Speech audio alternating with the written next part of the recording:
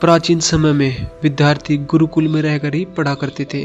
बच्चे को शिक्षा ग्रहण करने के लिए गुरुकुल में भेजा जाता था। बच्चे गुरुकुल में गुरु के सानिध्य में आश्रम की देखभाल किया करते थे और अध्ययन भी किया करते थे। वरदराज को भी सभी की तरह गुरुकुल भेज दिया गया।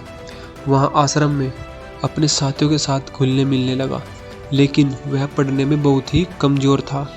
गुरुजी की कोई भी बात उसके बहुत कम समझ में आती थी। इस कारण सभी के बीच वह उपहास का कारण बनता था। उसके सारे साथी अगली कक्षा में चले गए, लेकिन वो आगे नहीं बढ़ पाया।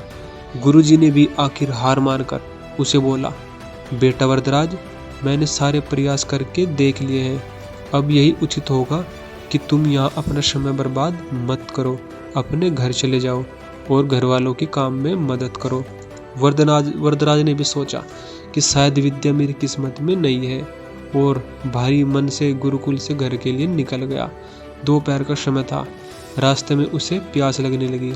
इधर उधर देखने पर उसने पाया कि थोड़ी दूर पर ही कुछ महिलाएं कुएं से पानी भर रही थी। वह कुएं के पास गया। वहां पत्थरों पर रस्सी के आने जाने से निशान बने हुए थे। तो उसने महिलाओं से पूछा, यह निशान आपने कैसे बनाए? तो एक महिला ने जवाब दिया, बेटे, यह निशान हमने नहीं बनाए। यह तो पानी खींचते समय इस कोमल रस्सी के बार बार आने जाने से ठोस पत्थर पर भी ऐसे निशान बन गए हैं। वरदराज ने सोचा। उसने विचार किया कि जब एक कोमल सी रस्सी के बार बार आने जाने से एक ठोस पत्थर पर गहरे निशान बन सकते हैं, तो निरंतर अभ्यास से मैं विद्या ग्रहण क्यों नहीं कर सकता। वरदराज ढेर सारे उत्साह के साथ वापस गुरुकुल आया और अथक कड़ी मेहनत की। गुरुजी ने भी खुश होकर भरपूर सहयोग किया।